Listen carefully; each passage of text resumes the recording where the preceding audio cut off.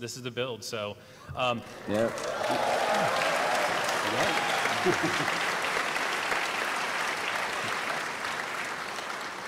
So this crowd is in for a real treat.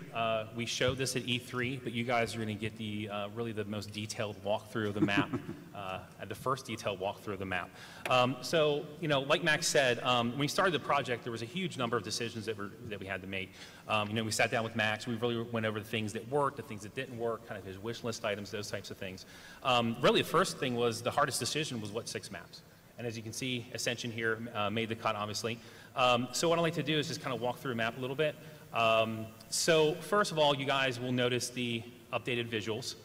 Now, I'm going to talk to the visuals just for a little bit as it relates to design, and then we'll kind of get into some of the wish list items and some of the other stuff that kind of was the results of the feedback that we got from talking with Max, as well as just all the research and everything that we do, listen to the community and listen to the fans.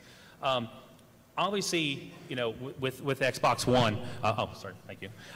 With the Xbox One, we're able to do an incredible amount of visual fidelity, but there's a challenge there. We found very quickly early on in the project that we're sitting here, we're making the map super sexy, we're really pimping them out, but what happens is you start to get a lot of visual noise. And some of our basic kind of really design goals are that any change cannot affect gameplay. So that even goes for visuals. The things that visuals can do is they can really start to muddy really the gameplay. And well, how does that happen? Well, target acquisition. Just a lot of noise and level. People not knowing paths are paths, those types of things.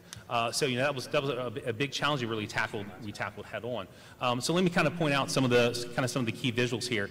And a lot of it really deals with just really, we wanted to just immerse you even more in the levels. You can see here. So what our artists did here, obviously we have a beautiful skybox with the halo ring rotating around it. They basically created a halo ring that's to scale in game.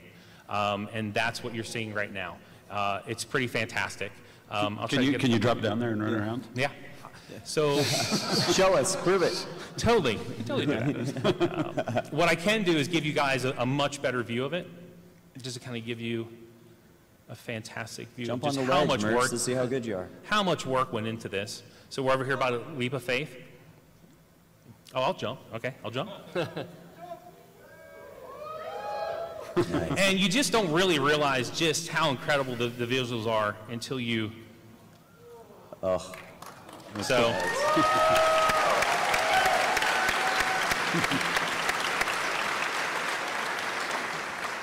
Huge, just hats off to our artists. They've done a fantastic job.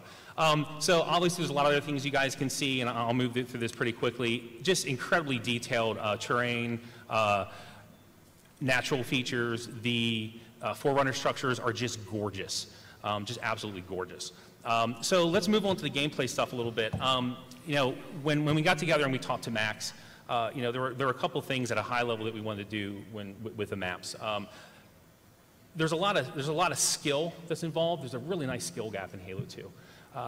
And people love to know the trick jumps, to know these different paths, to do this type of stuff. So what we really tried to make sure was that we maintained those. That was really important, that we maintain all the skill jumps from in the original maps. In addition, we wanted to add more.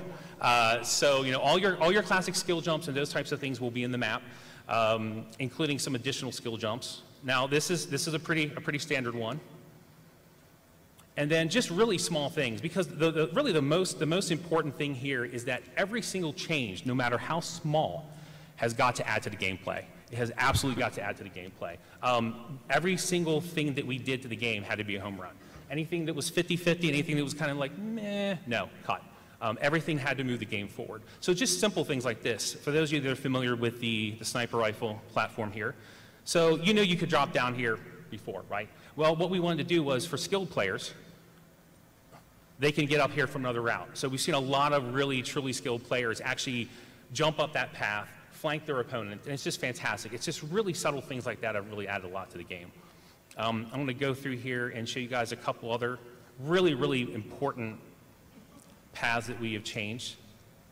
Because we know everyone really wants to see the map and kind of see all the changes that we've done. So I'm really excited to kind of show you guys that stuff. So here's the Banshee platform. Again, fantastic view of the vista. So something that really kind of came out of the feedback with Max when we were talking about the map was the Skybridge does not really get used a lot for obvious reasons. It's really kind of one big circular loop, travel loop. There's not a lot of cover. So, and when you're out there in the middle of the Skybridge, your options are really limited. You can't really bail out very easily. So what we thought we'd do is we thought we'd do a couple really subtle things. So everyone always thought that the connection here was kind of awkward. So what this did is we added some additional space here, we did some modifications, and it just played fantastic. People like the additional space to fight. They like being able to approach the Banshee platform in a different way. And then most importantly, one reason that people really didn't use the Skybridge a lot was they would get sniped from Big Tower, and that's fine. And what's really important about all these changes is that we've got to maintain the original spirit of the map. The original gameplay of the map, the original spirit of the map. The map, Halo 2 in general, and this map in particular, is really about the zone control, about controlling the big tower, about controlling the small tower. So we don't want to take that away from players, but we want to give the other players a chance to counter the people that hold these power positions. So you can see we've added some additional cover while running along here from the big tower. And then really one of the biggest changes is we added this entire center kind of platform structure here. And it's fantastic. People really get a chance to kind of fight in here. It gives them a lot more tactical advantages or tactical strategies they can do. And then, of course, this was originally an original skill jump. And, of course, I botched it. That's how you can tell it's a live build, when the lead designer is not paying attention and botches a skill jump, and I'll probably hear about that from QA on Monday. So what we did is we made this skill jump a little easier. But what's great is we noticed the more skillful players are now able to do this jump backwards. They're able to do all this type of stuff. So we haven't taken anything away, and we've added stuff, especially for your less skilled players or your more casual players. And by having this additional structure here, it's just really played well. It's so subtle, but it's just really worked out fantastic in terms of adding additional cover when you're trying to approach either way, either approaching the Banshee platform or attacking the big tower. There's a lot of other changes that we did. For instance, there weren't not a lot of long-range weapons around this area. We added a Covenant carbine here. It gives you a little bit to counter the BRs and the sniper rifle. And let me go up here to the big tower. So I think really one of the biggest things that we identified in this map, when talking with everyone, getting feedback, with talking with Max, is just the dominance of long-range combat in this level. So there's a number of things that we tried to do to kind of help along with this. We adjusted spawns, we added additional cover. I think one of the biggest changes, though, and the thing that I'm most excited about, is we've really tried to add a lot of dynamic elements into the maps. And what's neat about this? Wait, have you shown this yet? No, this is the first time anyone's seen this. Are you sure this is okay, Dennis? Wait, I didn't think you were going to show this, Dave. All right, okay. Do you guys want to see this? I didn't know we were showing this either, but there goes. Can't pull back No, now we're showing it. We're showing it now. So, when talking with Max, one of the wish listings for Max, and Max can verify this, is he wished that they had done. He wished that they had done a lot of the more dynamic stuff, like in Zanzibar. The bridges, the wheel, those types of things. Those people find those things exciting. So something that we've done with this map in particular is we have added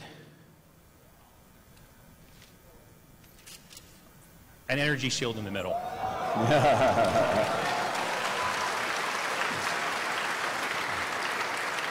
Throw a grenade. So not only is it gorgeous, it blocks gunfire, it blocks projectiles, and what's really fantastic about this is, well, when you get into kind of Koth in the middle of this map, it gets insane. I mean, it's like Thunderdome inside there. But what's really important about this is there are three control panels around the map. And when it comes up, players can basically activate this, and they can provide cover in the middle for their teammates, whether they're running around it or whether they're inside of it. And what that really does is it gives players just another really interesting tactical advantage that they can do. And it's just been fantastic to watch people hit the shield and then assault the big tower, assault the small tower. It's just been really, really exciting to see that type of stuff. And this is really, to go at a high level, this is the type of stuff that we're doing across all the maps, even though we haven't announced what the maps are yet. Yeah. But you can expect to see this type of stuff. Really taking Zanzibar and spreading that throughout, kind of levels, as well as, going just above and beyond things like plasma coils and those types of things, really trying to up the interactivity and stuff in the levels.